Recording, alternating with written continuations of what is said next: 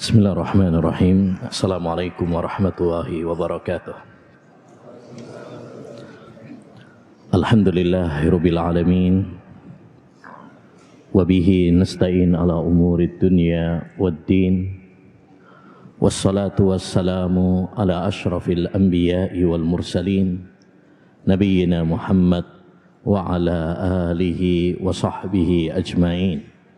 Wa man ihtada bihudah wattaba'a atharahu ila yaumiddin, amma ba'd. Jazakallahu khair.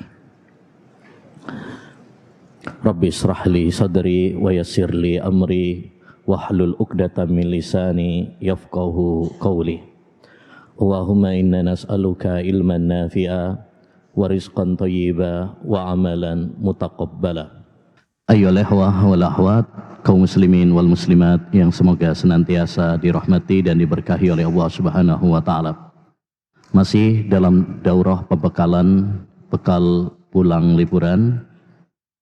Insyaallah taala pada kesempatan yang berbarokah ini kita akan melanjutkan dengan tema bekal safar. Pada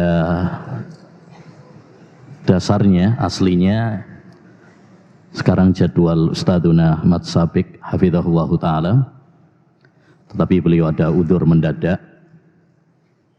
Pagi ini ada dapat kabar gembira, beliau punya anak yang ke-10. Mantap, tinggal satu kesebelasan timnas Al-Furqan ya. Insyaallah semoga diberkahi oleh Allah Subhanahu wa ta'ala.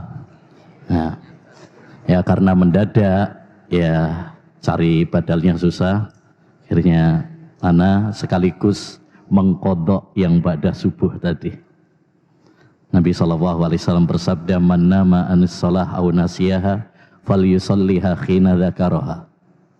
Siapa yang lupa atau ketiduran dari sholat, hendaknya mengkodok kapan dia ingat. Lah tadi ketiduran, makanya diganti sekarang. Taib. Maka kami mohon maaf kepada para ikhwan dan akhwat sekalian atas perubahan ini. Sebelum kita membahas tentang bekal safar, karena yang namanya liburan berarti safar, kita ingin murojaah dulu yang tadi malam kita janjikan. Ada 4 hadiah untuk yang tema tadi malam. Tema tadi malam yaitu santri yang bermasyarakat, gitu ya. Baik, pertanyaannya pertama, mana yang lebih baik bagi seorang santri ketika pulang di rumah? Bergaul dengan orang atau ngumpet di kamar aja? Masya Allah ya. Antum? Ya. Ini. Nah, berdiri ya.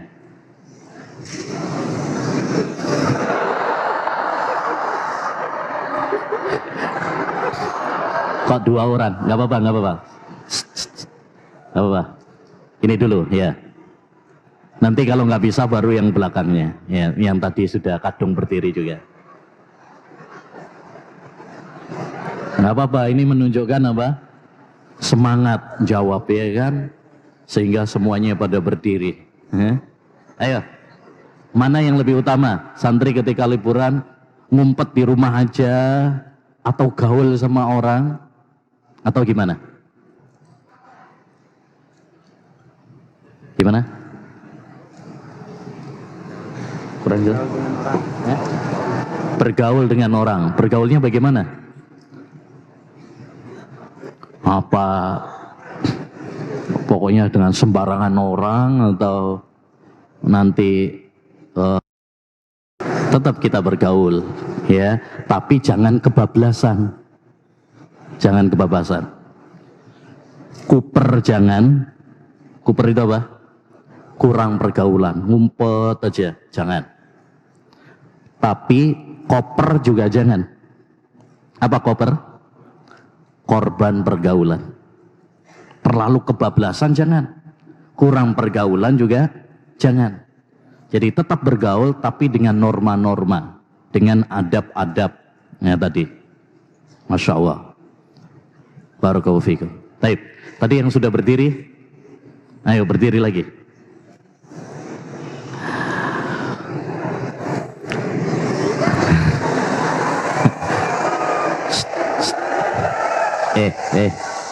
Nggak boleh gitu. Nggak boleh. Ya, nggak boleh.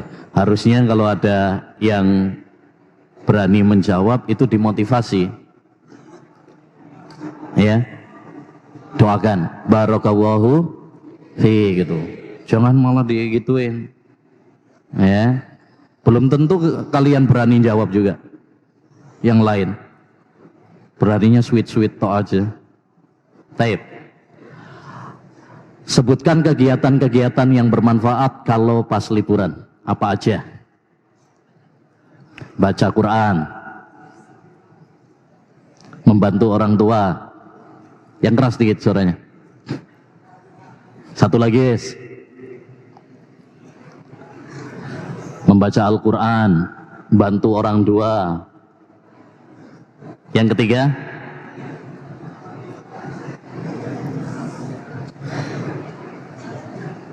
apa yang ketiga? Yang ketiga kurang keras.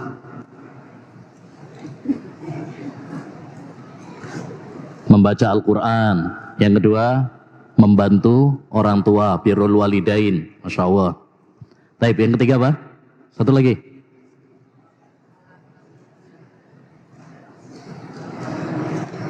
Apa? Berakhlak mulia dengan sesama masyarakat. Masya Allah, mantap ya. Sip. Barakallahu fiik.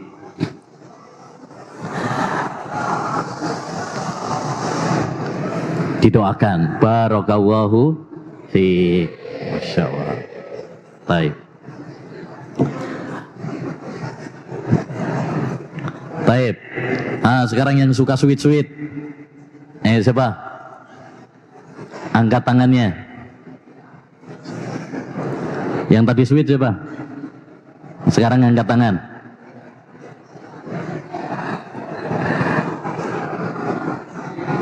Tuh, nggak ada yang sweet ya tadi ya? Nggak ada ya? Diem semuanya tadi kayaknya. Masya Allah. Baik. Sebutkan ya kiat-kiat santri bermasyarakat.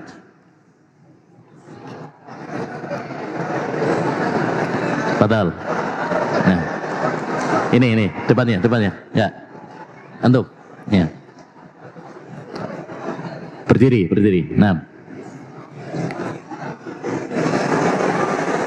Padahal ya. Yang pertama, beradab mulia. Apa? Bermasyarakat dengan baik. Ngarang nih kayaknya.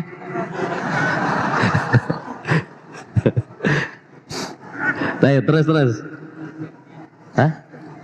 Menepati janji. Taib, keempat.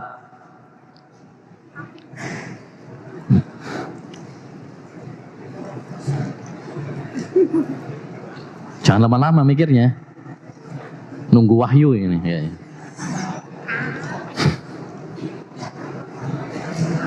Baik. Nomor 1 malah ketinggalan.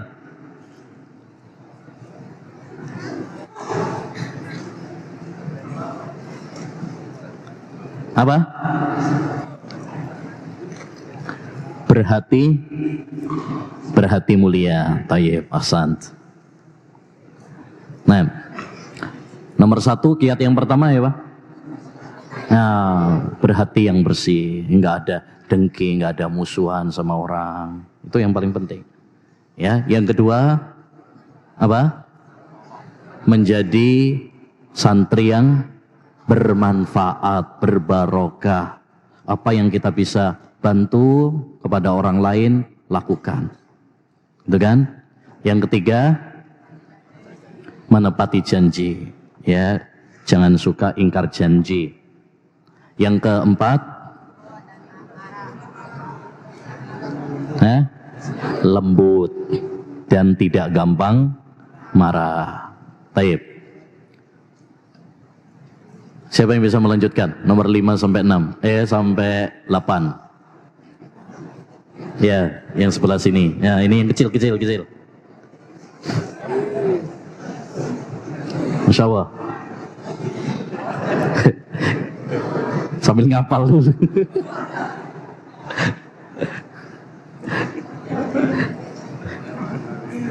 Ayo. Gak jadi. Gak apa-apa. Bawa catatannya gak apa-apa. Dibaca. Nih, kelas berapa ini? Kelas Ali.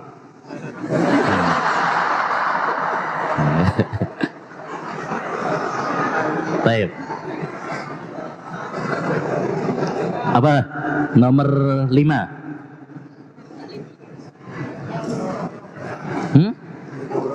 Coba sini. Ya, nomor 5 apa? Yang menjaga muruahnya. Ya, santri yang bermasyarakat adalah yang menjaga apa? Muruahnya. Nah, terus nomor 6. Sini, ngadep sana biar masuk Al-Furqan TV. Ya. Siapa tahu Abi Uminya lihat ya kan, Masya Allah anak saya masuk Al-Furqan TV ya kan. Nah. Dari mana sih? Dari mana? Gresik. Oh dari Gresik. Nah, terus? Tawadu. Apa tawadu itu? Rendah diri. Nah, rendah diri. Taib. Yang ke-7. Dan suka senyum. Nah, suka senyum. Rama, coba senyum. Baik. Terus yang ke-8. Menyebarkan ilmu syar'i. Menyebarkan ilmu syar'i. Masya Allah. Barakallahu fiik. Nah, semangat ya. Baik, barakallahu fiik. Baik. Alhamdulillah. Itu poin-poin ya santri bermasyarakat. Ya. Ada yang belum dapat? Nah, insyaallah masih ada kesempatan ya nanti. Ya. Sekarang materi yang selanjutnya adalah bekal safar. Baik. Bismillah wassalatu wassalamu ala Rasulillah amma ba'du. Kita akan membahas insyaallah taala bekal safar. Yang namanya liburan itu safar. Kepergian, balik kampung. Ya.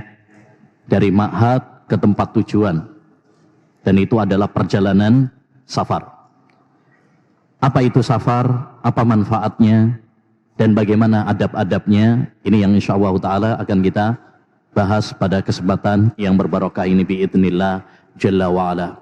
Kita mohon kepada Allah SWT agar diberi pemahaman ilmu yang bermanfaat. Allahumma inna nas'aluka ilman nafi'a wa rizqan tayyiba wa amalan mutaqabbala. Taib. Definisi safar. Apa itu safar? Safar diambil dari bahasa Arab, artinya safaro, yang berarti nampak. Ya, imra'atun safirah, wanita yang menampakkan wajahnya. Kalau dibilang safirah atau safarah itu nampak. Kenapa safar itu disebut safar? Karena dia menampakkan watak asli seseorang. Ya, kita bisa ngerti watak asli seseorang kalau kita sudah pernah safar bersama dia. Jadi seorang musafir itu akan tampak wajah aslinya, akhlaknya, ya, watak aslinya kalau sudah safar. Diuji kesabarannya, diuji adab dan akhlaknya. Itu kalau apa? Safar. Makanya pernah diceritakan bahwa seorang pernah merekomendasikan kepada Umar bin Khattab, oh fulan itu adalah orang yang jujur.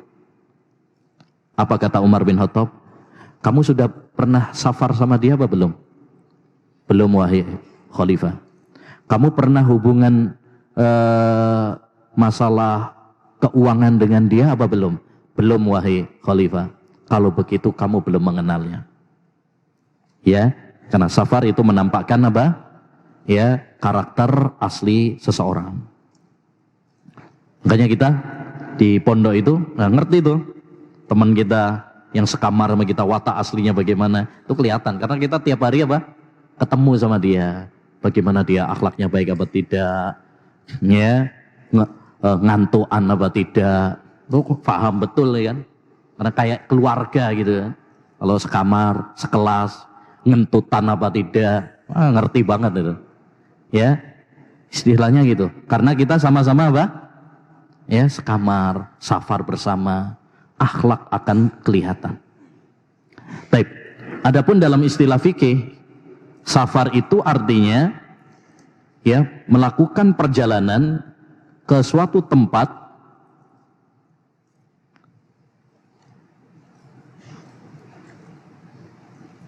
dengan perjalanan yang menjadikan dia boleh untuk mengambil keringanan-keringanan dalam safar atau yang disebut dengan apa? Rukhsah. Kalau jaraknya sudah jarak yang membolehkan dia untuk mengambil rukhsah dalam safar, berarti itu namanya safar. Terus berapa jarak safar? Ada perselisihan panjang di kalangan para ulama tentang jarak safar ini. Ada sampai sekitar 20 pendapat. Ya. Dan yang paling kuat wallahu a'lam bahwa jarak safar itu dikembalikan kepada urf. Ya, dikembalikan kepada urf. Apa urf? Adat masyarakat. Kenapa demikian? Karena Islam tidak membatasi jarak tertentu. Oleh karenanya dikembalikan kepada uruf. Sebagaimana dalam kaidah fikih. Wal urfu ma'mulun bihi idza warad hukmun minas syar'is syarifi lam yuhad. Uruf itu digunakan dalam masalah-masalah hukum yang belum ditentukan. Jaraknya, berapanya, nominalnya tidak ditentukan, maka itu dikembalikan kepada uruf. Contoh misalkan, suami berkewajiban menafkahi istri. Betul? Wajib menafkahi. Dosa kalau dia nggak menafkahi istri dan anak-anaknya. Ya, kafa bil mar'i isman an yudayyi'a man yakut. Cukuplah seorang itu dianggap berdosa kalau dia menelantarkan istri dan anak-anaknya. Tapi berapa nominal yang harus diberikan suami kepada istri dalam sehari? Ada nggak nominalnya? Harus ngasih berapa gitu? Satu hari 100.000 kah? Atau 50.000 kah? Atau 1.000.000 kah? Ya, nggak ada ketentuannya. Terus, ya, ketentuannya diambil dari mana? Dikembalikan kepada uruf. Ya, dikembalikan kepada uruf. Dan ini bisa berubah-ubah dan berbeda-beda sesuai dengan perkembangan zaman. Zaman dulu misalkan mungkin 2000 cukup. Zaman dulu. Zaman orang tua kita dulu itu 2000 itu sudah bisa beli bakso. Zaman dulu. Zaman sekarang poro-poro bakso. Ya, paling dapat sunduknya pentol doang. Ya, tapi nggak cukup. Sehingga nggak cukup kalau zaman sekarang seorang suami ngasih istrinya, 2.000 nih cukup. Bapak saya dulu cuma 2.000 kok ngasih ibu saya. Nah, nggak boleh. Karena itu tidak ditentukan dan itu bisa berubah-ubah, berkembang sesuai dengan perkembangan apa? Zaman. Mungkin juga beda antara kota dengan desa. Beda juga.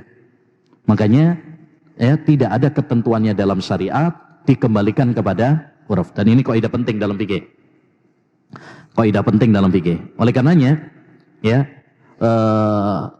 seorang ya ketika dia mau liburan atau mau bepergian, ya dikembalikan kepada uruf. Kalau dia urufnya ini sudah dianggap safar, ya berarti dia boleh untuk mengambil rukhsah, ya qashar, jamak, tidak berpuasa, ya dan lain sebagainya. Baik. Selanjutnya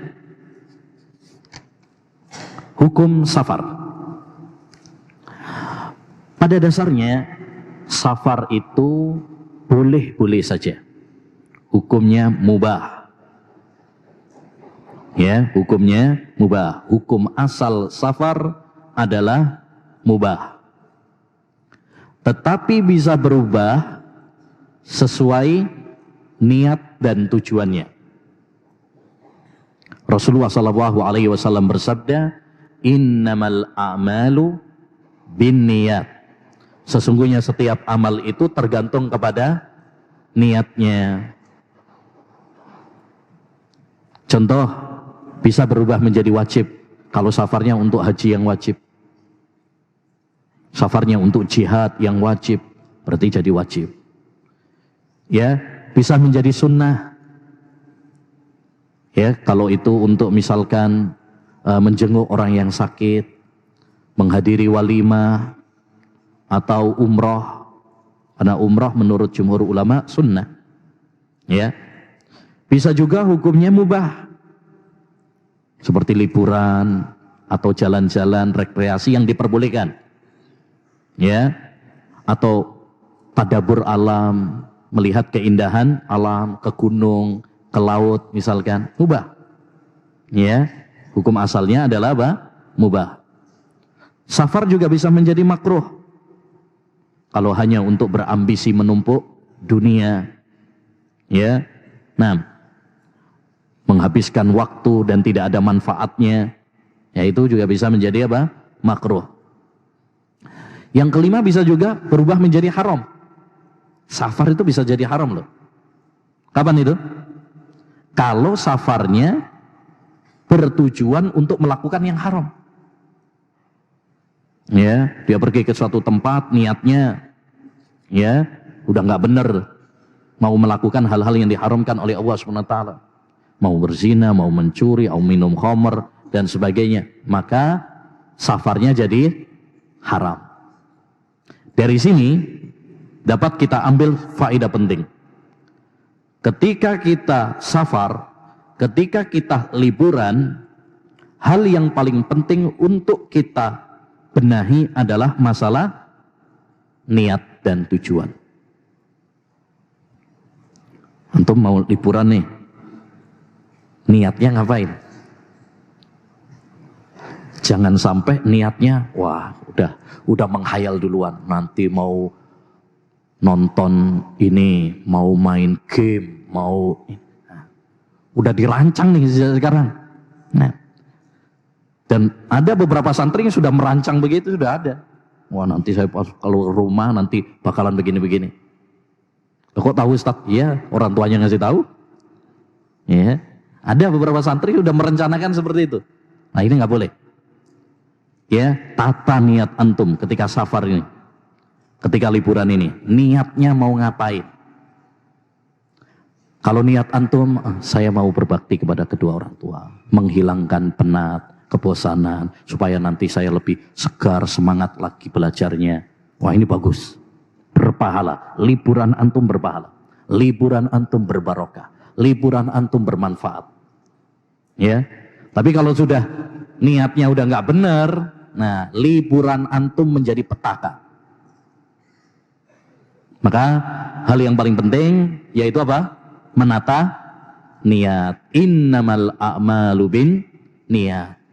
Sesungguhnya setiap amalan tergantung kepada niatnya. Oleh karenanya ya, sekali lagi saya tekankan, luruskan niat antum ketika liburan nanti. Ya, saya ingin membahagiakan orang tua saya. Kalau liburan ini bisa membuat orang tua antum bahagia, maka pulanglah. Untuk membuat orang tua bahagia. Kalau liburan ini lebih bermanfaat bagi antum, ya, maka pulanglah. Walaupun ini nggak wajib loh ya, liburan semester 1 itu nggak wajib loh. Secara peraturan pondok nggak wajib. Antum yang misalkan keberatan untuk liburan juga nggak masalah. Ya, tetap di sini nggak ada masalah. Mungkin yang jauh berat, walaupun tetap di ma'had. Ya, tapi kalau memang misalkan ya saya lebih memilih untuk liburan, untuk ya, menghilangkan penat, karena sejak awal masuk sampai sekarang nggak dikunjungi orang tua, mungkin kangen sama orang tua, ya, ingin melepas penat, bosan, fadhal, nggak ada masalah. Bahkan itu bisa jadi lebih baik. Yang penting niatnya. Makanya terkadang suatu amal itu bisa berubah tergantung kepada apa? Niat. Kata Imam Ibnul Mubarak. Rubba amalin sohir tukabbiruhun niyah. Wa rubba amalin kabir tusohiruhun niyah. Betapa banyak amalan yang kecil menjadi besar karena niat. Dan betapa banyak amalan besar menjadi kecil gara-gara niat. Amalan besar seperti jihad, seperti sedekah, seperti menuntut ilmu, itu amalan-amalan besar. Tapi bisa menjadi kecil.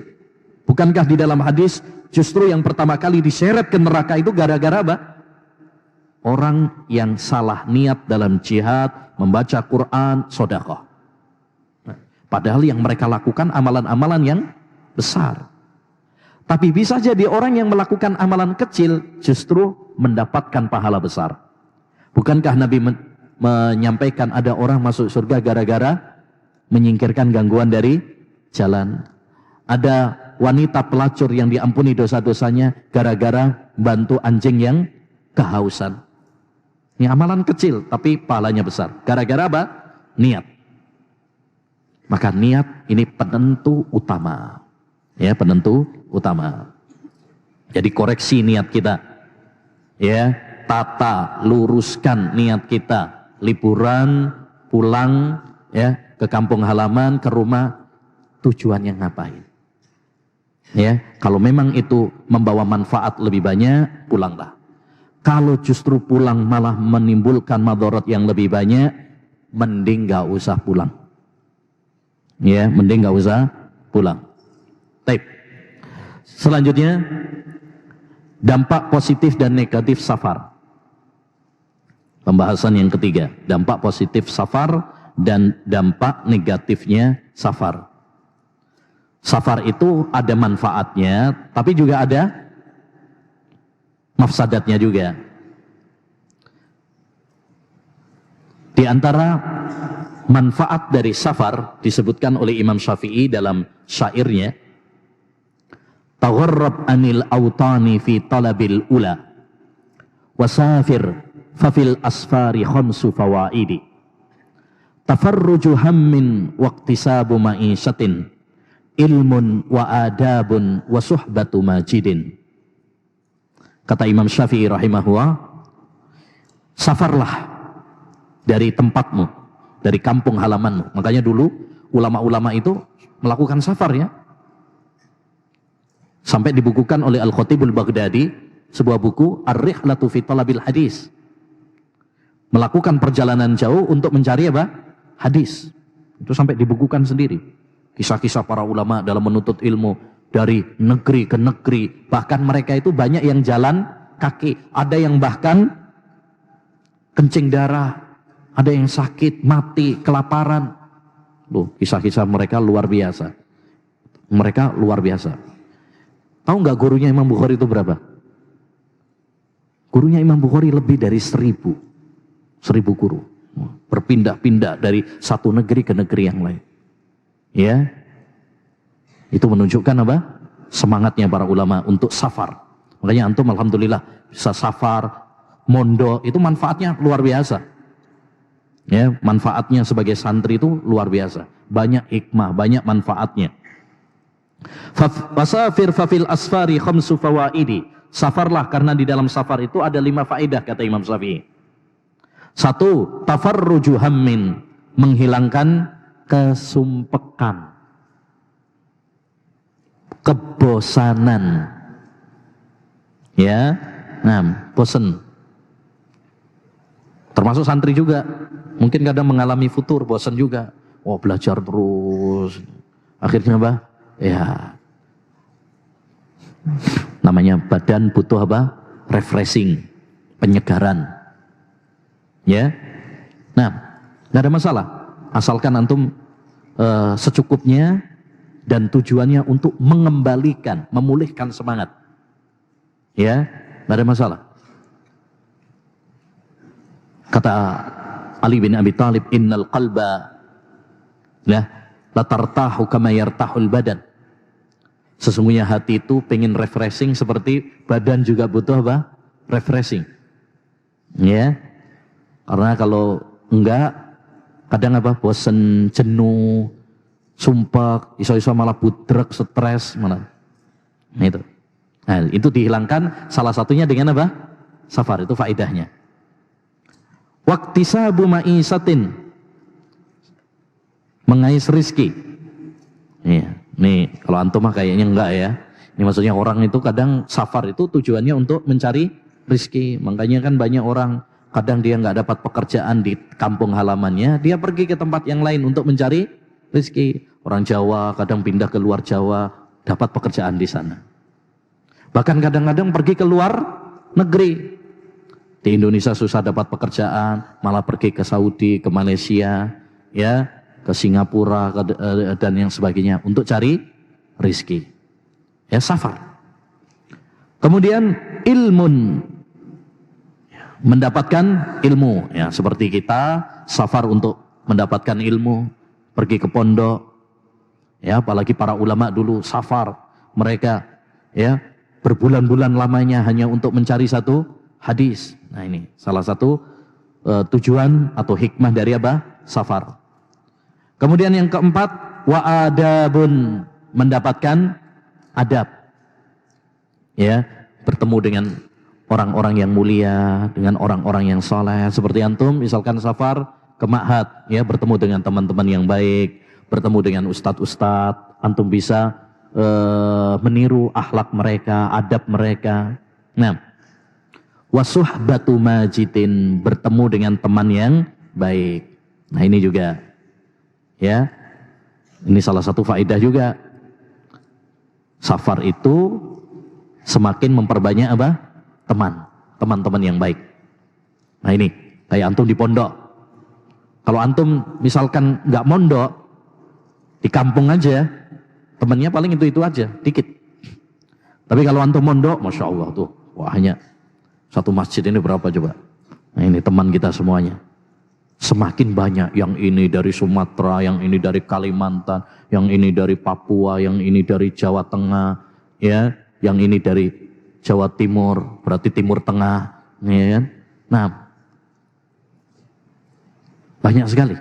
Nah, dari situ juga kita belajar macam-macam, ya, macam-macam, berbagai bahasa, berbagai watak yang berbeda-beda, ya.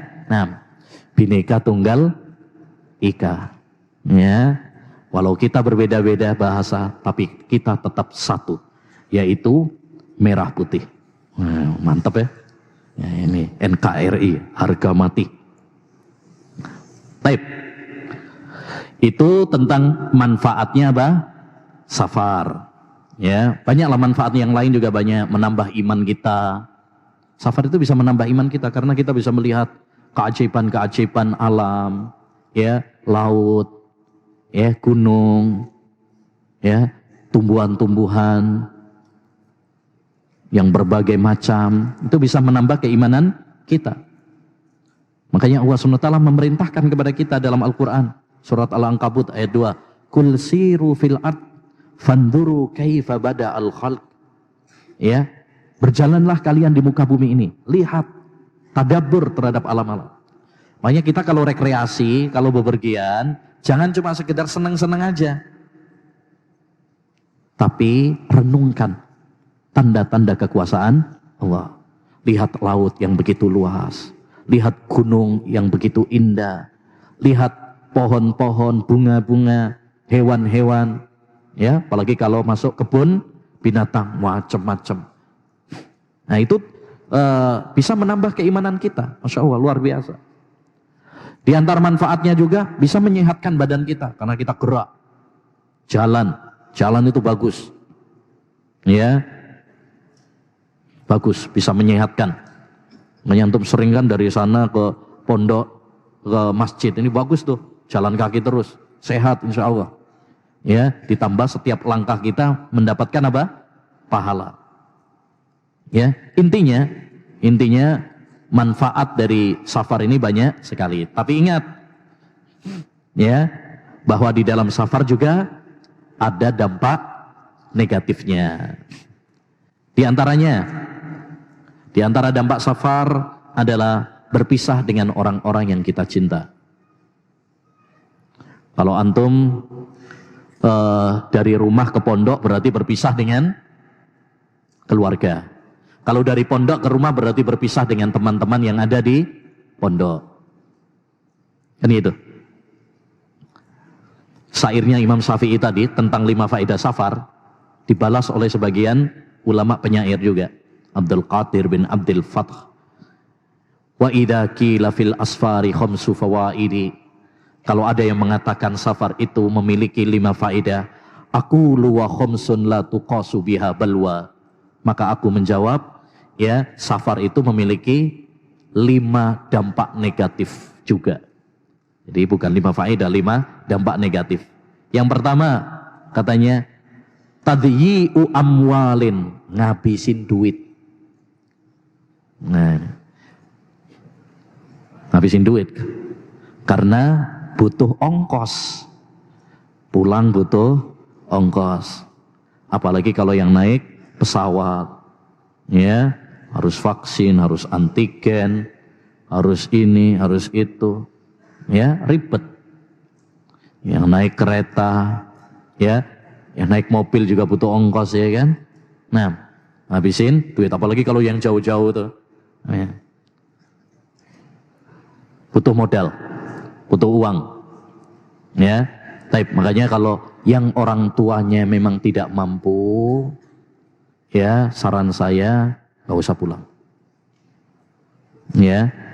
Yang orang tuanya khawatirnya nanti malah memberatkan orang tua, nanti mungkin dia malah hutang sana hutang sini demi biar antum pulang, padahal sebenarnya dia tidak mampu, ya. Jangan memberatkan orang tua.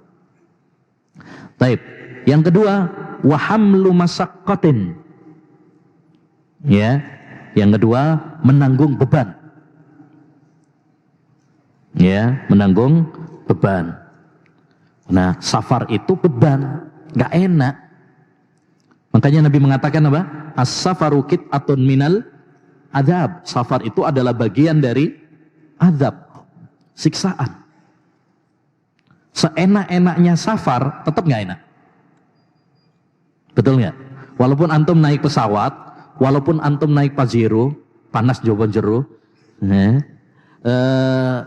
tetap aja masih enakan, ya, tidur di ranjang sendiri. Betul? Apalagi kalau naiknya ekonomi, ya, sumpek semuanya, mau tidur nggak enak, mau makan nggak enak, ya kan? Nah, yang ketiga, wahamun. Hamun itu apa? Ya, sedih, galau, khawatir, ya, khawatir, jangan-jangan kesasar, jangan-jangan ketiduran, kebablasan, khawatir kecopetan, ya, khawatir tabrakan, ya. Ada kekhawatiran pasti, betul nggak? Kita nggak pernah tahu kan? Ada pesawat jatuh, ada kereta tabrakan, ada, ya, macam-macam kecelakaan. Pasti akan ada kekhawatiran. Taib. Wa ankadun. Yang selanjutnya adalah angkat capek, pegel. Yang namanya safar itu pegel. Walaupun sekarang kita itu sudah jauh lebih enak, ya, dibandingkan dengan orang-orang dulu. Orang-orang dulu paling bagus naik kuda, naik unta. Itu udah paling VIP itu udah. Sekarang Masya Allah, ya, sudah bisa naik pesawat, bisa naik kereta, ada AC-nya lagi, Masya Allah, luar biasa. Ya, tapi yang namanya safar tetap aja capek, pegel, remek, apalagi kalau perjalanannya apa? Jauh. Ya, itu enggak enaknya safar. Kemudian yang kelima, wa furqatu man ahwa. Di antara dampak buruk dari safar juga adalah berpisah dengan orang-orang yang tercinta.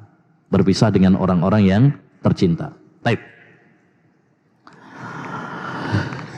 Selanjutnya, adab-adab safar. Adab-adab safar. Salah satu kehebatan agama Islam dan kesempurnaan agama Islam, Islam itu bahas segala sesuatu. Semua yang dibutuhkan oleh hamba pasti sudah dijelaskan secara rapi, secara indah. Ya, al-yauma akmaltu lakum dinakum. Pada hari ini telah aku sempurnakan agama kalian. Maka kita harus bangga memiliki agama Islam ini. Bangga. Gak ada antum dapati di agama-agama yang lain aturan-aturan detail tentang makan, ya, tidur, ya, safar, pernikahan, jual beli seindah agama Islam. Gak ada. Serinci agama Islam gak ada. Islam Masya Allah, masalah buang hajat aja dibahas. Ya, tidur aja ada adabnya, diatur. Luar biasa. Ya, makanya kita harus bangga, gembira, dan berdoa kepada Allah SWT agar kita diistiqomahkan di atas Islam. Taib. Beberapa adab dalam safar. Pertama, sholat istikharah. Antum kalau misalkan nih sekarang, saya bagusnya pulang apa enggak? Kan ini pilihan dari pondok, bukan kewajiban ya. Bukan kewajiban. Antum boleh pulang, boleh juga enggak pulang. Mungkin bimbang, sebaiknya saya pulang apa tidak? Pulang saya ngapain? Enggak pulang ngapain juga? Toh di sini libur. Nah, ini butuh apa? Istikharah. Nabi SAW mengatakan, idza hamma ahadukum bil amri falyarka rak'atain min ghairil faridah. Kalau seorang di antara kalian ya berencana sesuatu, maka sholatlah 2 rakaat selain sholat wajib. Kemudian membaca doa apa? Istikharah. Kalau bimbang. Tapi kalau kayaknya kalau antum nggak bimbang deh, yang sudah rencana pulang ya wes pulang, nggak perlu istikharah. Sudah mantep. Ya, 99,99 juga. Nah, udah. Ya, tapi kalau yang masih bimbang-bimbang, istikharah. Baik, yang kedua,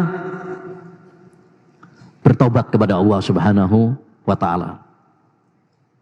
Ya, bertobat kepada Allah Subhanahu wa taala. Kenapa demikian, ikhwan? Kita nggak ngerti kapan Allah Subhanahu wa taala akan mencabut nyawa kita. Wa ma tadri nafsum madza taksibu hoda wa ma tadri nafsum bi ayyi ardin tamut. Seorang tidak tahu ya apa yang dilakukan esok hari. Dan seorang tidak tahu ya di tanah mana, di bumi mana dia akan meninggal dunia. Kita nggak pernah tahu.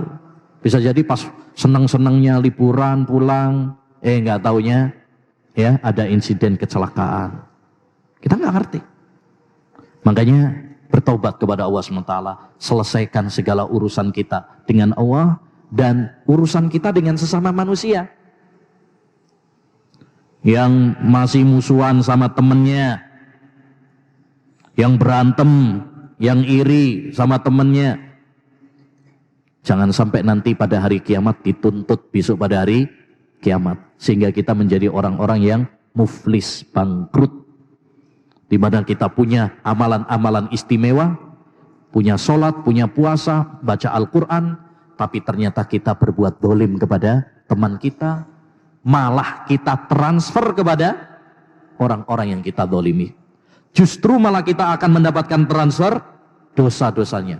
Nah, ini orang paling goblok di dunia ini. Orang paling bodoh di dunia ini. Dia malah memberikan ya harta terbaiknya kepada orang yang dia musuhi. Ngerti ya? Harta terbaik kita besok pada hari kiamat apa? Amal kita. Malah kita transfer kepada orang-orang yang kita musuhi. Nah ini rugi kita nanti. Nah ini, maka yang punya urusan-urusan selesaikan. Ya, jangan ada heket. Ya, jangan ada iri hati, dendam.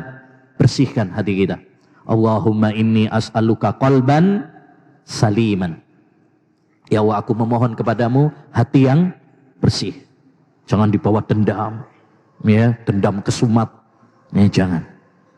Kita di sini belajar untuk dewasa, belajar untuk memaafkan.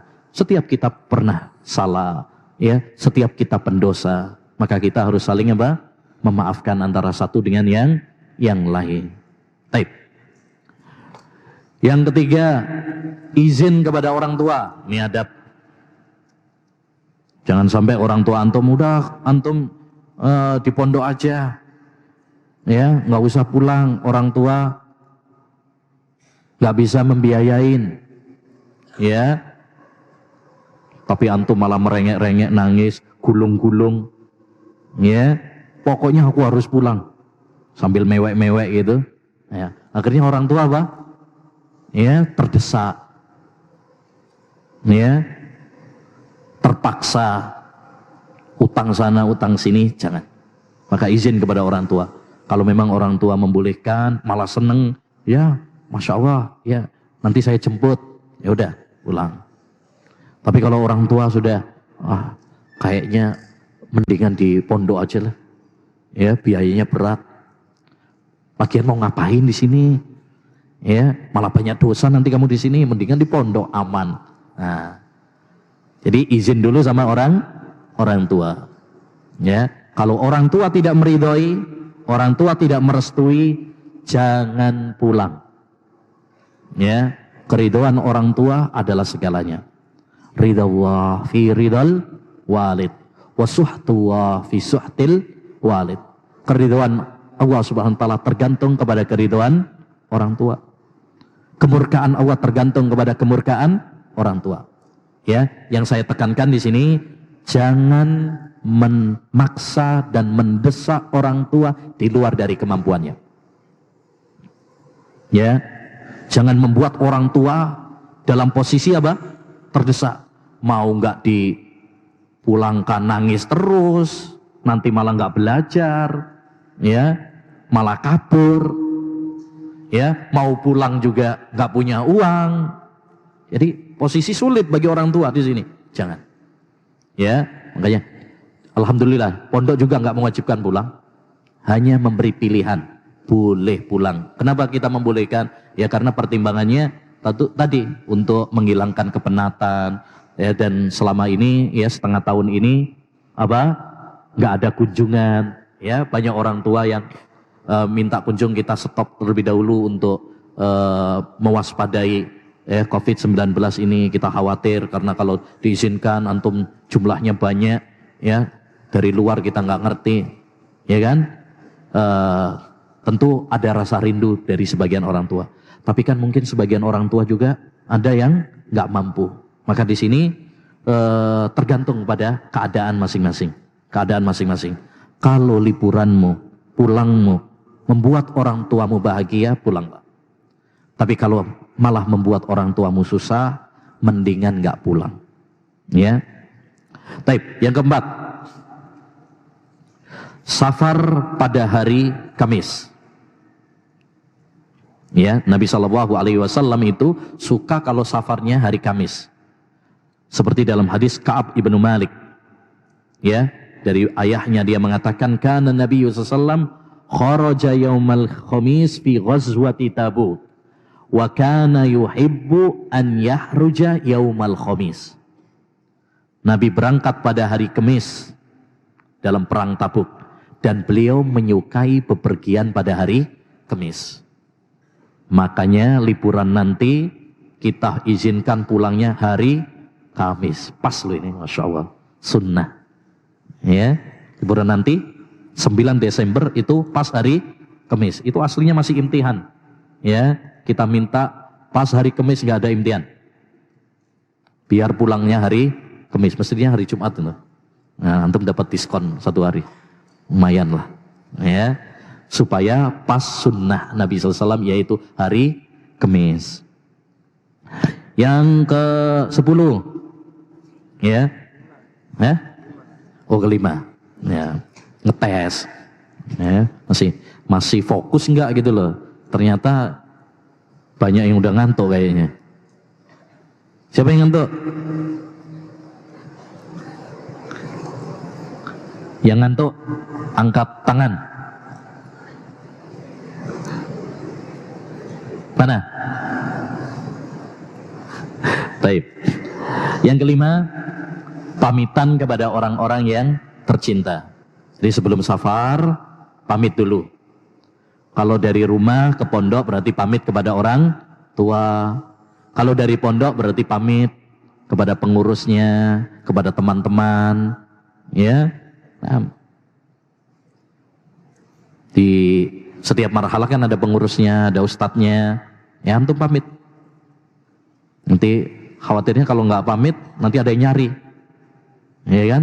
Nah, mana yang dicari? Ternyata udah pulang duluan. Begitu juga ya pamit sama teman-teman kita, terutama yang sekamar, sekelas. Ya, nah, biar mereka tahu. Baik. Nabi SAW kalau mau bepergian, beliau apa? Pamitan. Nah, astaudiukumullah alladzi la tadi'u wada'iu. Sambil mengatakan, aku titipkan penjagaanmu kepada Allah Subhanahu wa Ta'ala. Nanti yang dipamiti mengatakan seperti itu. Taib yang keenam, hendaknya mengangkat pemimpin ketika safar. Ya, usahakan kita safar itu jangan sendirian. Ya, jangan sendirian. Hindari safar sendirian. Hendaknya ya barengan dengan orang lain. Kalau bisa rombongan. Itu lebih bagus. Nah, ketika rombongan maka dianjurkan untuk apa? Ya, mengangkat pemimpin. Nabi bersabda, "Idza kharaja salasatun fi safar falyu'ammiru ahadahum." Jika ada 3 orang yang hendak safar, maka hendaknya mereka menjadikan salah seorangnya sebagai pemimpin. Ini amir safar, itu penting. Ya, amir safar ini penting. Ya, yang koordinatornya lah, yang bisa mengkoordinir nanti, ya, karena namanya safar butuh ada yang bisa mengkoordinir, ya. Nah, karena kalau kita safar bareng-bareng itu enak. Apa manfaatnya safar bareng-bareng? Ya, kalau ada yang tidur bisa dibangunkan, ada yang bangunkan. Ada yang habis duitnya bisa utang dulu, ya kan? Ada yang sakit, ada yang mijetin, ya kepegelan misalkan. Ya kalau sendiri repot, mati sendiri, ya kan? Sakit sendiri, ya tersesat jalan, nggak ngerti rutenya, bingung sendiri. Mendingan rombongan, kalau bingung banyak temennya, bingung bareng-bareng, ya seru, itulah. Baik. Selanjutnya yang ketujuh, selalu doa ketika safar. Jangan lupa, ketika safar perbanyak apa? Doa. Karena doa orang musafir itu apa? Mustajab. Salah sudah awatin la turat, ada 3 doa yang tidak akan ditolak oleh Allah SWT. Salah satunya adalah wada'watul musafir, doa orang musafir. Jadi doa orang musafir saat antum safar itu doanya mustajab. Maka perbanyak doa. Apalagi sudah safar, turun hujan, ya, maka itu ya waktu-waktu yang sangat istimewa untuk dimanfaatkan banyak doa kepada Allah Subhanahu wa Ta'ala. Perbanyak zikir. Saat safar, perbanyak zikir. Banyak baca Quran, banyak zikir kepada Allah. Karena kita nggak ngerti. Tapi jangan merasa aman ketika di pesawat, ketika ini aman. Enggak, siapa yang jamin? Siapa yang jamin kalau naik pesawat kemudian aman? Siapa yang jamin kalau naik kereta VIP kemudian aman? Ya, siapa yang jamin kalau pakai mobil baru kemudian aman? Enggak ada yang jamin. Beberapa waktu yang lalu tuh lagi viral di TV, ya, ada seorang artis baru beli mobil. Ya. Ternyata apa? Ya, di jalan tol nabrak mati. Suami istri mati. Anaknya yang masih bayi nggak mati. Nah, luar biasa. Ya, luar biasa. Maksudnya begini, kita nggak ngerti kapan Allah SWT akan mencabut nyawa kita, maka perbanyak zikir. Banyak ingat kepada Allah Subhanahu wa Ta'ala. Ya, karena kita nggak ngerti kapan kita akan mati. Taib, yang ke-8, hendaknya senantiasa bertakwa kepada Allah Subhanahu wa Ta'ala. Dimanapun kita berada, ketika kita di bandara, stasiun, terminal, di tengah perjalanan, ya, tetaplah bertakwa kepada Allah Subhanahu wa Ta'ala. Nabi berpesan, ittaqillaha haitsuma kunta wa atbi'is sayyi'atal hasanata tamhuha wa khaliqin nasa bi khuluqin hasan. Ya, bertakwalah kamu kepada Allah dimanapun kamu berada. Takwa, takut sama Allah SWT. Jangan seperti macan yang keluar dari kandangnya, mumpung nggak di pondok, ya, bebas. Enggak. Ya, kita ini tetap dalam pengawasan Allah SWT. Jangan jadikan kita itu cuma takut sama ustadz, pengurus, kepala sekolah. Jangan. Takut kita kepada Allah Subhanahu wa Ta'ala. Sehingga dimanapun kita berada, kita bertakwa kepada Allah Subhanahu wa Ta'ala. Ya, nah ini penting. Jangan sampai safar itu pengen untuk melihat maksiat. Wah, di bandara, di terminal banyak maksiat. Banyak wanita-wanita yang mutabarrijat, wanita-wanita yang pamer apa? Auratnya, kasiat, ariat, berpakaian tapi apa? Telanjang banyak. Jangan malah untuk melototin aja. Biasanya di sini lihat orang yang bercadar, wah ini kesempatan ini. Lihat pemandangan alam. Nah, jangan.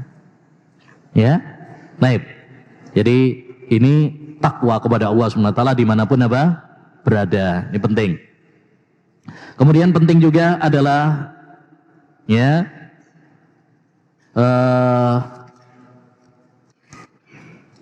membawa oleh-oleh. Nah, oleh-oleh sebagai bentuk perhatian kita kepada keluarga. Ya, kasihlah dikit-dikit ya. Walaupun orang tua juga paham sih, antum duitnya dikit, tapi setidaknya sisihkan sebagian kecil ya untuk ya, orang tua kita. Tahadu tahabu. Berikanlah hadiah, niscaya kalian akan saling mencintai. Hadiah itu tidak dilihat dari seberapa besar dan kecilnya, tapi yang paling penting adalah cinta yang terkandung di dalamnya. Ya, ada makna yang terkandung di dalamnya, yaitu agar kita saling apa? Mencintai, saling mengasihi antara satu dengan yang lainnya. Kemudian di antara adabnya juga adalah hendaknya bagi kita ya untuk ya, nah ini salah satu adab juga ya, berpelukan ketika datang dari safar. Ya, atau paling tidak mencium tangan ketika ketemu dengan orang-orang.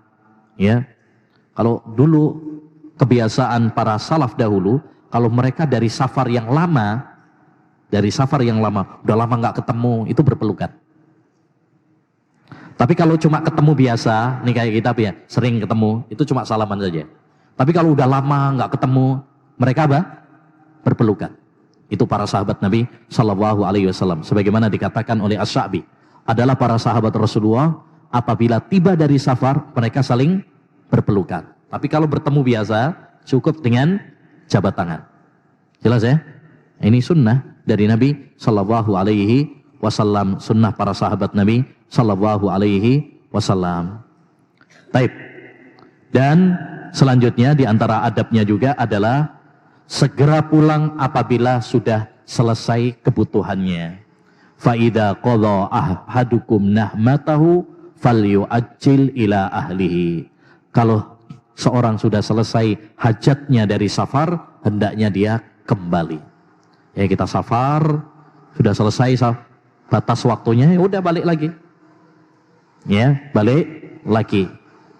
Jangan kemudian cari-cari alasan supaya nambah lagi liburannya. Karena kalau nuruti kemauan, nggak ada selesainya. Ya, udah kasih 10 hari, wah kurang Ustadz liburannya. Ya, tambahin lagi dong. Walaupun ditambah 1 bulan pun tetap aja kurang. Akhirnya tambah rontok semuanya hafalan. Ya, juz amma malah hilang bisa jadi. Ya, makanya ambil secukupnya saja, sekedarnya. Karena tujuan kita ya adalah menuntut ilmu. Itu hukum asalnya. Taib. Selanjutnya hukum-hukum ibadah seputar safar ya. Ini penting. Mungkin ketika kita safar itu ada beberapa hukum fikih yang perlu diketahui ya. Di antaranya adalah tayamum. Ya, bisa jadi ketika seorang itu safar, dia nggak bisa untuk berwudu karena nggak dapat air, maka di sana kita tahu ada syariat apa? Tayammum. Falam tajidu ma'an fatayammamu. Kalau kalian tidak mendapati air maka tayammumlah. Ya, ketika di pesawat misalkan atau di kereta. Tapi alhamdulillah. Sebenarnya kalau cuma domestik ya kita bisa. Apalagi kalau naiknya cuma naik mobil pribadi, ya udah turun terlebih dahulu, sholat. Alhamdulillah kita di Indonesia ini masjid di mana-mana, ya banyak sekali, mudah. Di pom bensin pun kita bisa apa?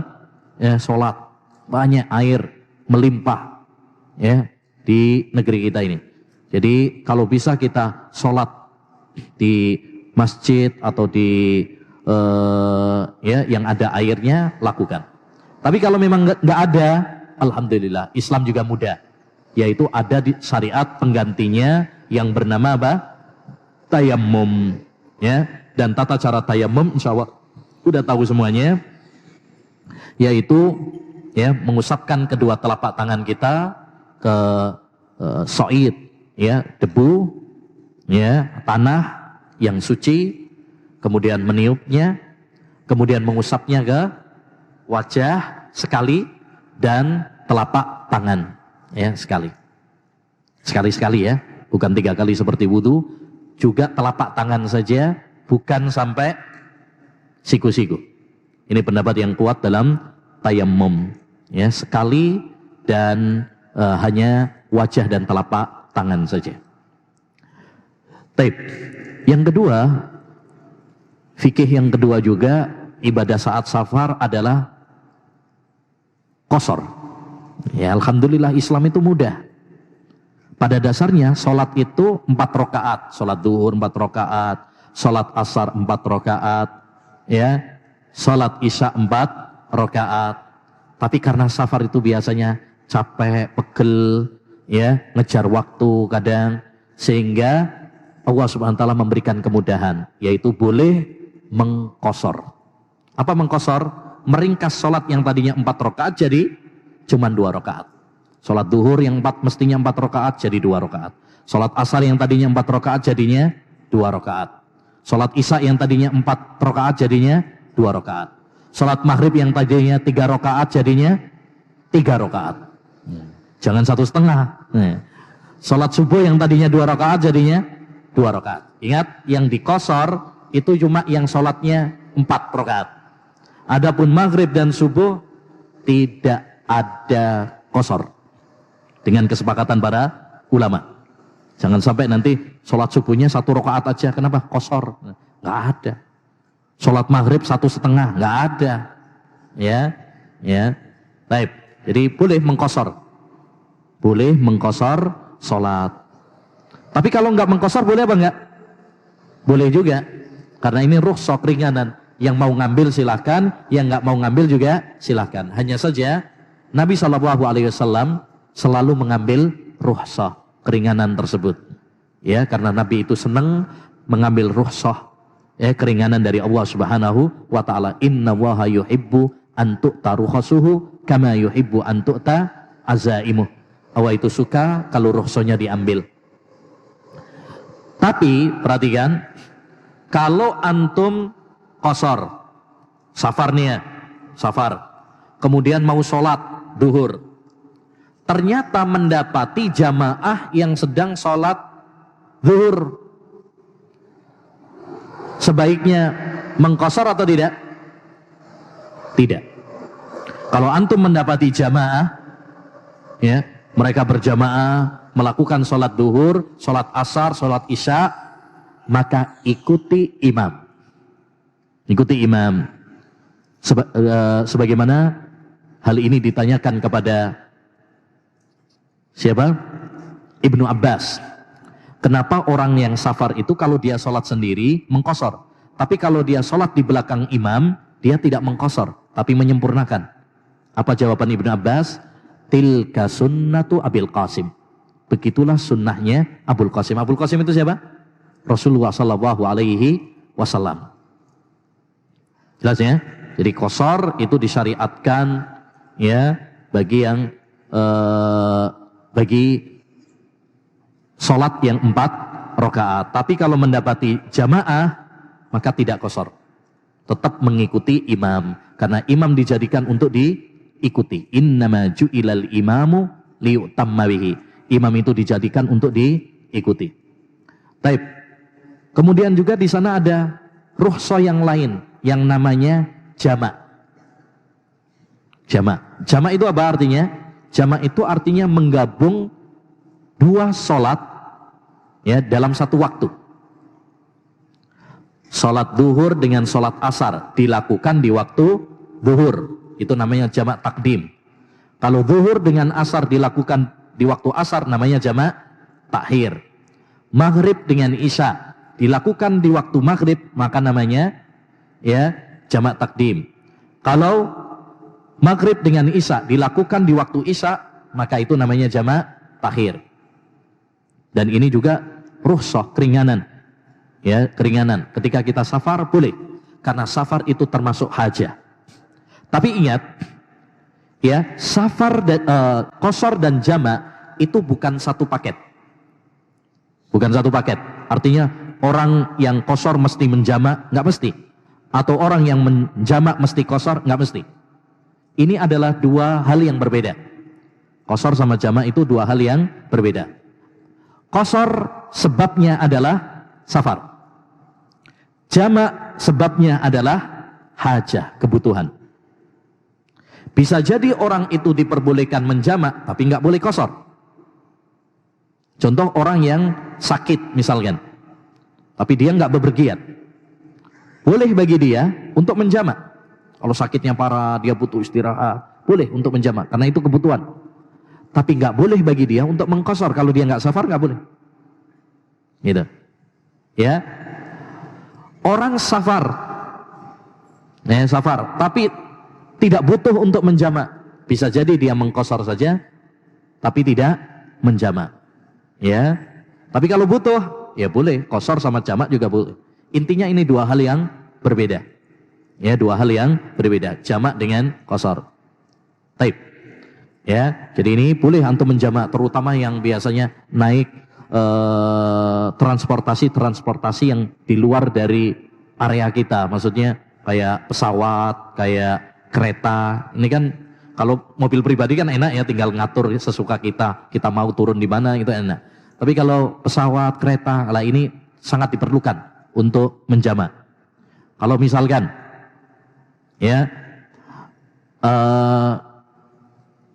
kita berangkat jam 1 misalkan, ya, nanti nyampe tujuan menjelang maghrib, lebih baik antum jamak duhur dengan asar, ya, duhur dengan asar.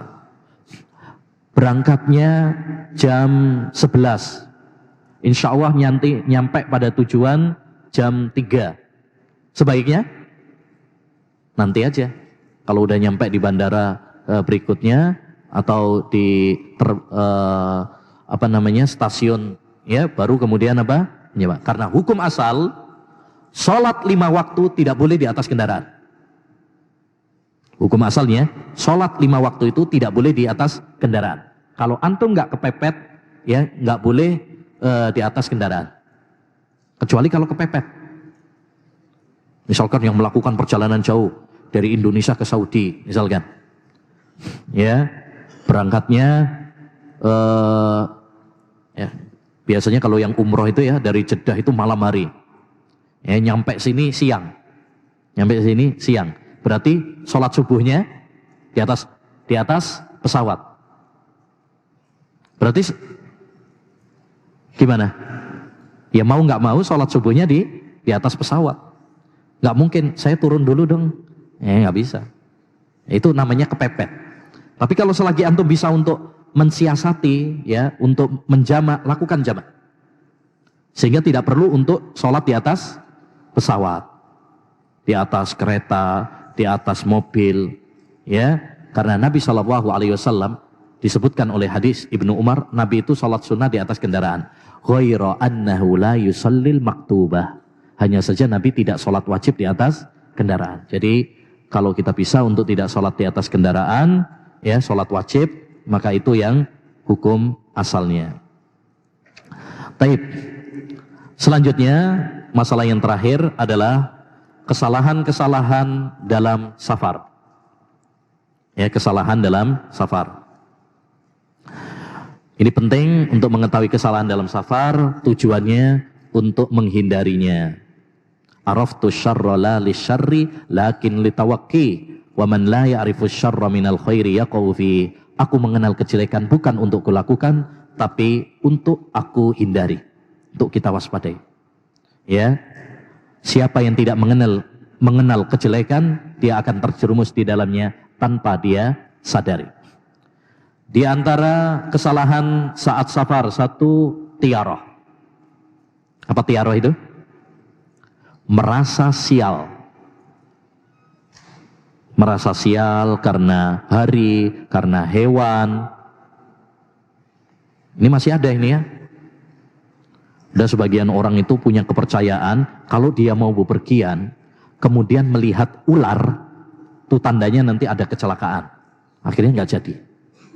Ini namanya tiarah. Dan tiarah ya dibatalkan di dalam agama Islam. Itu perkara-perkara jahiliyah yang dilarang. Kata Nabi, at-tiyaratu syirk, menganggap sial dengan sesuatu, ya itu adalah kesyirikan. Ya, ada yang menganggap sial, lihat gagak, wah tandanya ada yang mau mati nih. Ya, ada yang merasa sial dengan angka. Angka berapa biasanya? 13. Makanya para pemain bola atau pemain bulu tangkis itu jarang mau yang nomor 13, apes katanya. Ya, nah, atau pesawat kadang-kadang nomor 13 nggak ada, loncat ya. Saya pernah memperhatikan nomor 12 langsung 14, nomor 13-nya nggak ada. Hotel juga gitu, kadang nomor 13-nya nggak ada. Melihat di liftnya kadang-kadang nomor 13 nggak ada, dilewatin.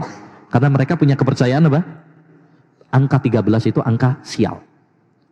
Atau merasa sial dengan bulan. Biasanya kalau orang Jawa merasa sial dengan bulan Syuro, bulan Asyura, bulan Muharram, sehingga nggak mau bikin hajatan, nikahan di bulan Syuro, di bulan Muharram. Ini semuanya termasuk perkara apa? Jahiliyah, tiarah, ya, dan ini termasuk kesyirikan yang menodai tauhid. Karena seorang harus tawakal kepada Allah. Jangan menggugurkan rencana hanya khurafat-khurafat seperti itu. Ini khurafat yang tidak ada dalilnya. Baik. Yang kedua, safar sendirian. Ya, termasuk kesalahan kalau seorang itu safar sendirian, nggak ada temannya, ya sendiri. Kata Nabi SAW, ar-raqibu syaitan, war-raqibani syaitanani, wassalasatu raqbun. Orang yang pergi sendirian itu setan. Orang yang pergi berdua, dua setan. Orang yang pergi bertiga, ini baru jamaah. Jadi intinya kita dianjurkan kalau bepergian itu apa? Rombongan, bepergian bareng-bareng. Ya itu lebih bagus. Karena kalau dia satu tadi, ya dia nggak ada yang nemeni. Kalau bingung-bingung sendiri, kalau dia ya tidur nggak ada yang mengingatkan, ya. Kalau dia maksiat nggak ada yang mengingatkan. Tapi kalau kita rombongan, insya Allah saling membantu. Ada yang habis duitnya, kita bisa utangin dulu, kita bisa bantu. Begitu. Ya. Enaknya kalau apa? Rombongan. Nah. Kemudian di antara kesalahan juga adalah safar tanpa bekal. Ini biasanya orang-orang sufi nih, alasannya tawakal. Pokoknya bonek guys, bondo nekat, ya, nggak punya uang, nggak punya apa, pokoknya pulang. Nah, ini nggak boleh. Allah Subhanahu Wa Taala berfirman, wa tazawwadu fa inna khairaz zadid taqwa. Berbekallah. Kita disuruh berbekal. Setiap bepergian itu pasti membawa apa? Bekal. Ya, pakaian, apa? Kebutuhan-kebutuhan, ya. Nah, dan yang nggak boleh ketinggalan HP, cesesan. Zaman sekarang rata-rata nggak bisa ketinggalan tuh. Apalagi yang naik pesawat atau kereta ya sekarang malah harus bawa HP.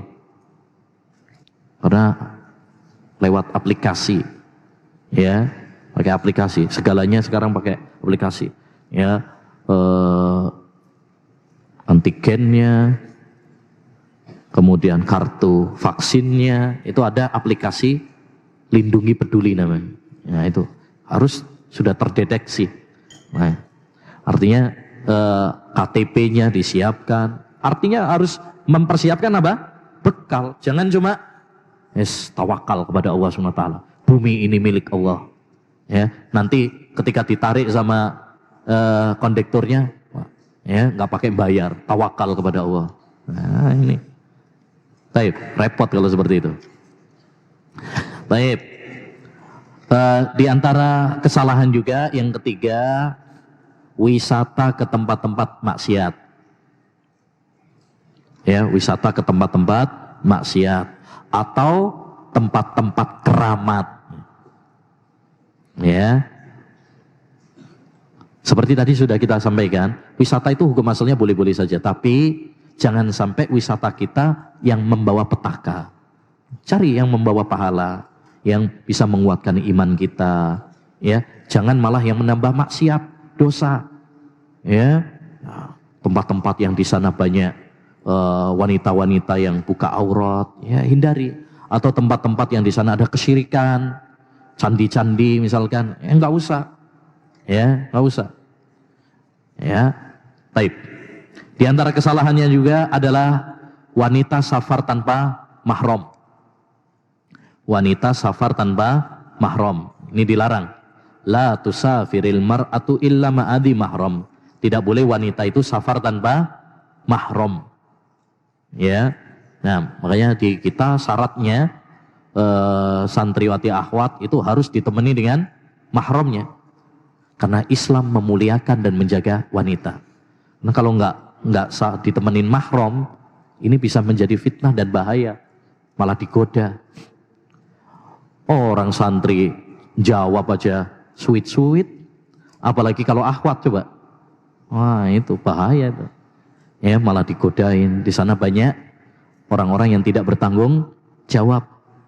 Ya, nah banyak timsah. Ya. Apa timsah? Buaya darat. Nah, banyak buaya darat. Nah, buayanya ngomong assalamualaikum ukhti. Nah, repot itu kalau sudah seperti itu. Makanya ini juga fitnah ya. Ini sudah dibahas oleh Syekhuna. Salah satu yang saya ingatkan kepada santri ketika liburan, hati-hati dengan fitnah media sosial. Jangan liburan malah dijadikan kesempatan antum untuk berselancar di dunia maya, ya, apalagi godain akhwat-akhwat kita, jangan. Ma taraktu fitnatan adarra ala ummati min fitnatin nisa'i ala rijal. Tidaklah aku meninggalkan sebuah fitnah bagi kaum laki-laki fitnah yang lebih besar daripada fitnah wanita. Fitnah wanita itu sangat dahsyat. Bahkan lebih dahsyat daripada fitnah setan. Kok bisa Ustaz? Ya. Perhatikan firman Allah tentang fitnah setan. Inna kaida syaitani kana dha'ifa. Sesungguhnya tipu daya setan itu apa? Lemah. Tapi Allah berfirman mengatakan tentang fitnah wanita, inna kaidakunna azim. Sesungguhnya tipu daya kalian wahai wanita sangatlah dahsyat. Kenapa demikian?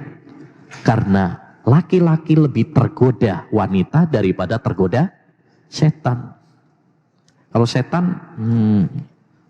semua kita benci, lari, kabur.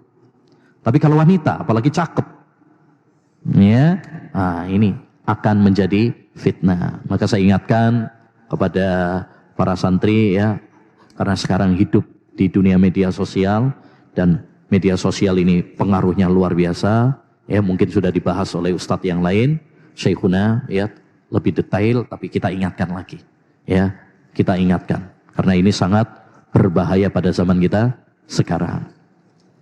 Saya rasa itu yang bisa disampaikan. Waduh, banyak sekali pertanyaannya. Apa hukum safar ke negeri kafir dalam rangka kerja? Safar ke negeri kafir, hukum asalnya tidak diperbolehkan kecuali dengan 3 syarat. Yang pertama, orang yang safar tersebut mempunyai ilmu, ya, sebagai benteng menolak syubhat. Apalagi kalau di negeri-negeri kafir ya, barat. Yang kedua, dia memiliki agama yang baik agar terjaga dari syahwat. Dan yang ketiga, safarnya memang memiliki apa? Kebutuhan. Ya, kebutuhan. Jadi kalau itu terpenuhi, kena boleh seorang safar ke negeri kafir. Tapi kalau tidak, maka tidak boleh. Ya, maka tidak boleh. Betapa banyak orang yang pergi ke negeri kafir malah pulang jadi kafir juga.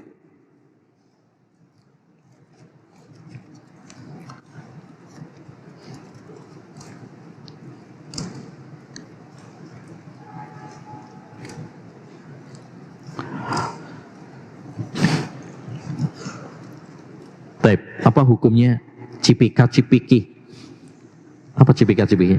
Cium pipi kanan dan pipi kiri. Ya, tidak mengapa kalau itu suatu dijadikan sebagai suatu adat, ya. Yang penting tidak menimbulkan syahwat. Ya, kalau itu dilakukan dan menimbulkan fitnah, terutama misalkan kepada sesama jenis misalkan, tapi menimbulkan fitnah, maka tidak boleh. Kalau antum misalkan, wah ini ganteng banget, ya, antum malah terfitnah, maka tidak boleh. Ya, darul mafasid muqaddamun min jalbil masalih. Tapi hukum asalnya boleh. Ya, itu termasuk adat. Di Saudi biasa itu. Ya, di Saudi misalkan, ya biasa aja. Cipika-cipiki, yang penting laki sama laki-laki. Tapi kalau yang wanita boleh juga asalkan mahram.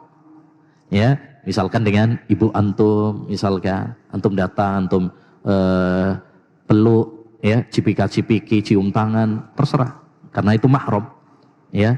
Tapi kalau yang bukan mahram, ya, jangankan cipika-cipiki, kita ngelihat aja nggak boleh, hukum asalnya. Nah,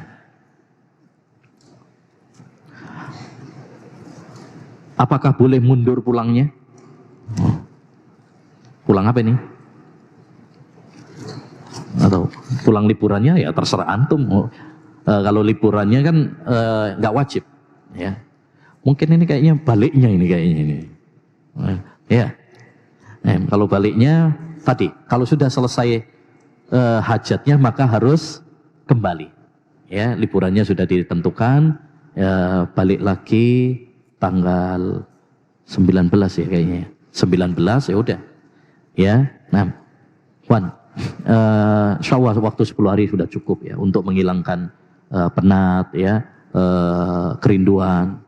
Karena kalau lama-lama juga seperti tadi saya bilang, orang itu kalau ngikutin hawa nafsu Mau ditambah 1 bulan pun nggak bakalan cukup. Masih pengen tambah terus. Dan kalau banyak-banyak liburannya, itu justru malah bisa membahayakan. Ya, kita tahu sendiri lah ya. Di rumah walaupun memang ada manfaatnya, tapi banyak juga madorotnya juga. Hafalan rontok, murojaahnya kurang, ya. Banyak godaan nonton TV, HP, ya kan? Nah, itu nggak bisa dihindari. Makanya ya secukupnya saja, secukupnya. Ambil secukupnya liburan ini. Kalau sudah selesai wajib balik, ikuti peraturan. Al muslimuna ala syurutihim, kaum muslimin itu sesuai dengan syarat-syarat mereka. Saya pernah melihat videonya Ustadz ya, Dedek bahwa jarak safar sekitar 80 km. Dan juga Anda baca bukunya Syekh bin Baz bahwa jarak safar adalah 80 km.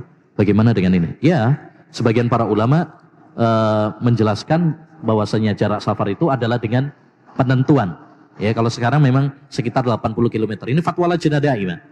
Kita tidak mengetahui. Makanya kita bilang ini ada ranah fikih, perselisihan yang diperselisihkan oleh para ulama. Hanya yang rajih, yang menurut pendapat yang lebih kuat, yang kita yakini bahwa masalah ini dikembalikan kepada apa? Urf.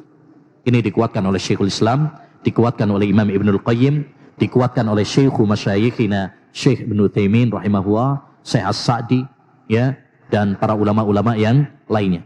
Ya, banyak yang menguatkan pendapat ini juga banyak. Pakai kaidah tadi, wal urfu ma'mulun bihi idza warad hukmun minasyar'i syarif lam yuhad. Ya, segala sesuatu yang tidak ditentukan jaraknya, ketentuannya dikembalikan kepada apa? Uraf, dikembalikan kepada uraf adat. Ini. Karena kalau kita menentukan, mana dalilnya? Lagian juga ini merepotkan.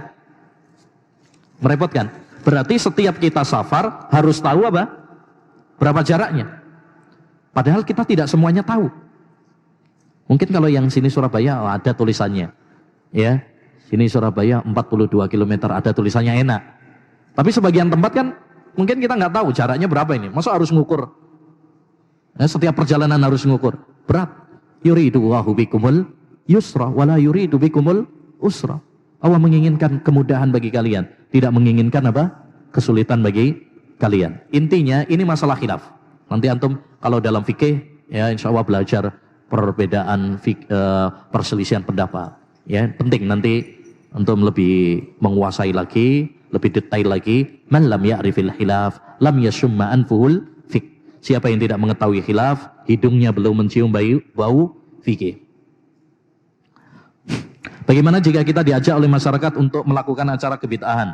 Dan bagaimana menyikapinya? Enggak boleh. La ta'ata li makhlukin fi maksiatil khaliq. Makanya tadi sudah kita sampaikan. Gaul boleh, tapi jangan kebablasan. Itu salah satunya ini. Jangan dengan alasan kita harus bermasyarakat, akhirnya ikut-ikutan kebid'ahan mereka. Gak boleh juga. Itu namanya koper. Korban pergaulan. Kuper jangan, kurang pergaulan jangan, koper juga jangan. Jadi tetap kita bermasyarakat, tapi dengan rambu-rambu apa? Syariat. Hal-hal yang boleh. Misalkan kerja bakti, RT, fadhal, silahkan.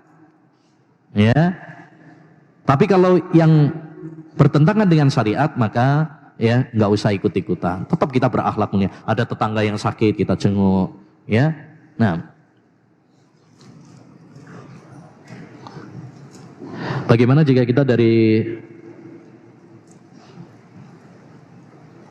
pondok mau ke bandara naik pulang apa ini?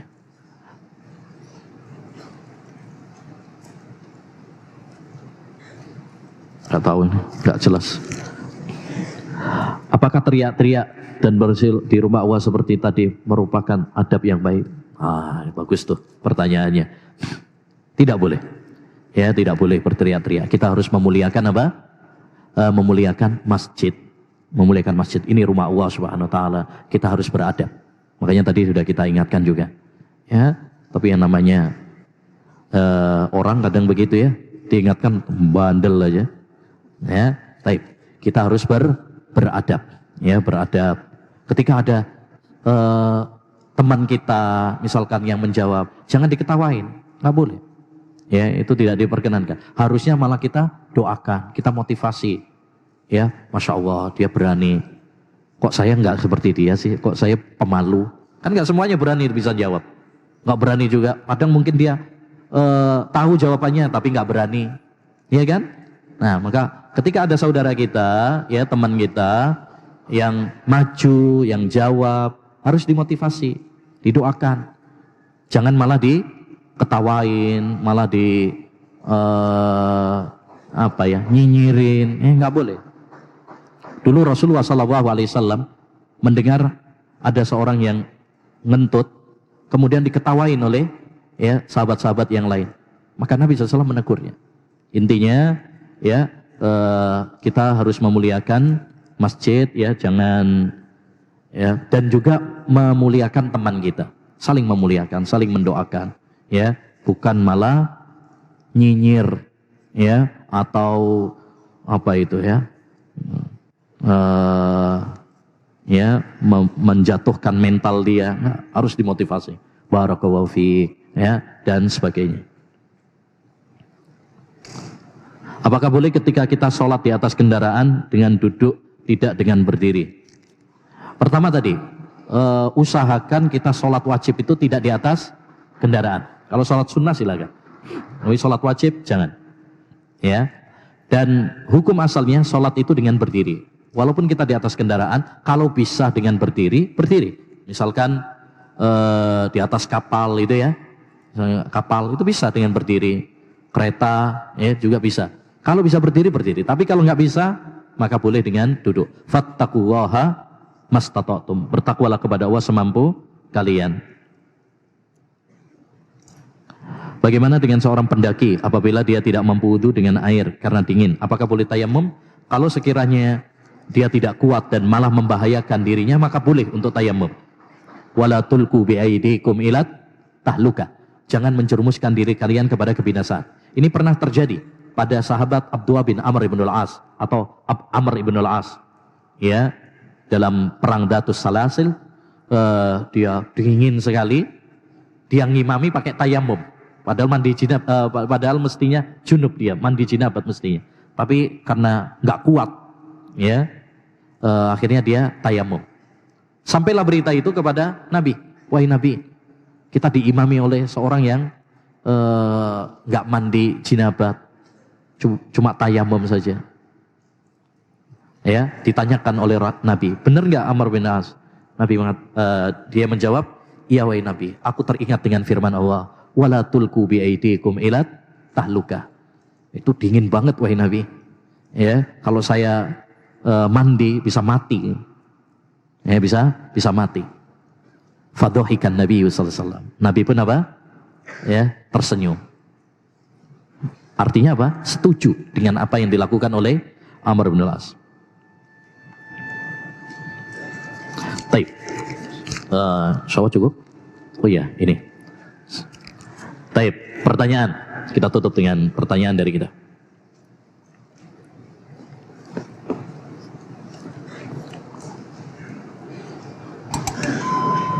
Loh, baik. Tunggu sebentar. Pertanyaan pertama. Apa manfaat safar?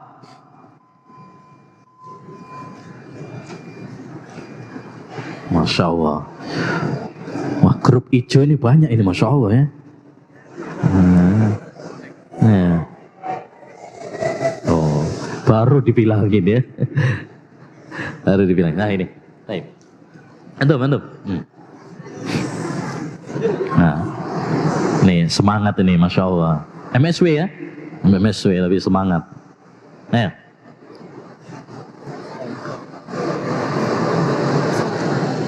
menghilangkan kebosanan, ya terus. Menambah adab, ya. Ya, terus. Mendapat teman yang baik, ya. Yang empat.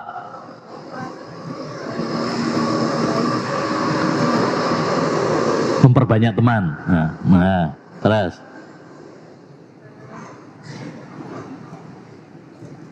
Menambah ilmu. Oh, kirain menambah makan. Enggak. Baik. Barakallahu fiik. Baik. Selanjutnya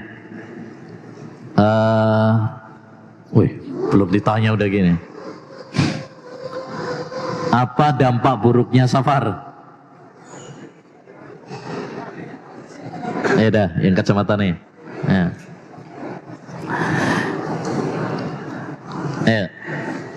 Satu, ngabisin duit, betul. Eman-eman duitnya. Terus, menanggung beban. 3, khawatir, ada kekhawatiran.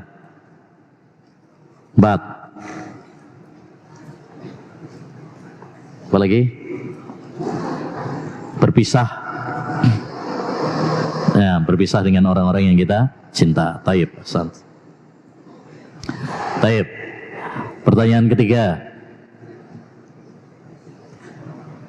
Sebutkan kesalahan-kesalahan safar.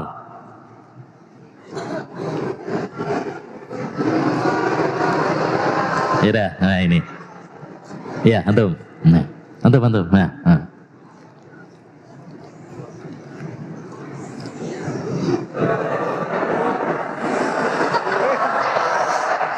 Ya, ini. Ya, betul. Yang dekat. Nah, yang dekat. Nah. Merasa sial, terus apa? Nggak dengar. Safar sendirian, terus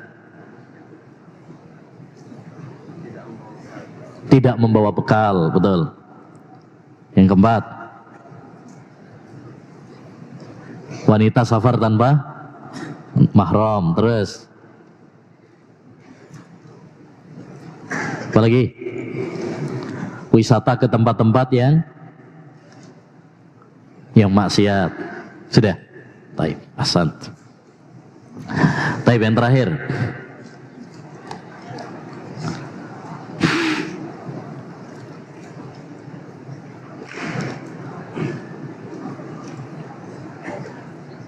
Apa ya? Sebutkan adab-adab safar. Antum sudah pernah dapat belum? Belum, ya udah, belum.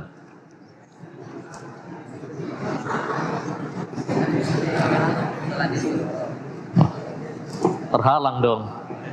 Nah, ya udah. Iya. Istikharah. Berdoa. Minta izin orang tua. Pamitan dengan orang-orang yang tercinta.